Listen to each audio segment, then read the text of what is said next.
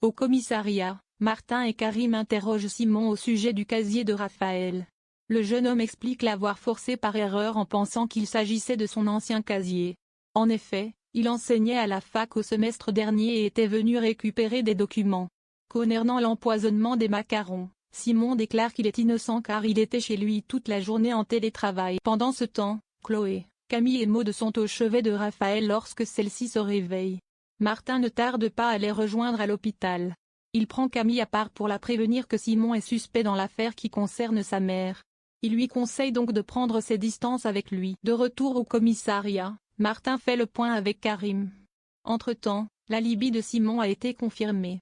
Par ailleurs, ce qu'il a dit concernant les casiers est également vrai. Comme l'avocat n'a aucun mobile, les policiers décident d'écarter la piste Simon.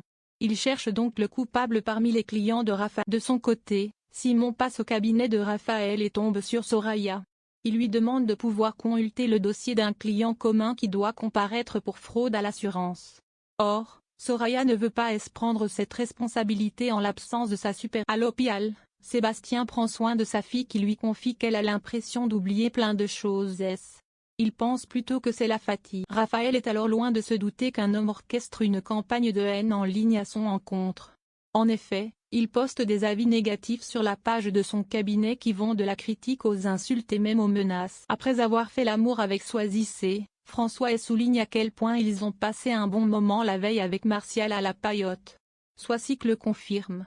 Elle admet d'ailleurs qu'elle s'est trompée sur Martial, qui est en fait un grand. Dans la salle de repos de l'hôpital, Samuel surprend Soisy en train de glousser face à son téléphone.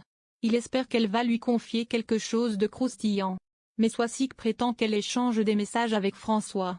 En réalité, c'est avec Martial. De son côté, Martial fait croire à Adam qu'il envoie des messages au lycée. Fred explique à François qu'il veut tout faire pour éviter de tomber dans la routine avec Victoire. François rétorque alors qu'il ne considère pas le quotidien comme un piège pour les. À la fac, Lizzie surprend Jimmy en train d'envoyer un message vocal à Ryan dans lequel il avoue qu'il a très envie de le revoir et de coucher avec lui. En rentrant chez elle pour le déjeuner, Lizzie répète ce qu'elle a entendu à Jordan. Ce dernier tient à garder cette information pour eux tant qu'ils n'ont pas de confirmatif. Plus tard, Lizzie confronte Ryan à ce sujet. Le jeune homme lui avoue la vérité, il a trompé Jack avec Jimmy. Il promet de dire la vérité à son petit ami prochainement. En fin de journée, Liz premier s'apprête à révéler la tromperie à Jack, mais elle renonce au dernier moment. Jordan estime en effet que c'est à Ryan. Ryan, quant à lui, retrouve Jimmy.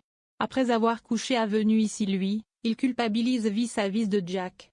Jimmy déclare alors à Ryan qu'il commence à avoir des sentiments pour lui et qu'il aimerait qu'ils aillent vivre ensemble.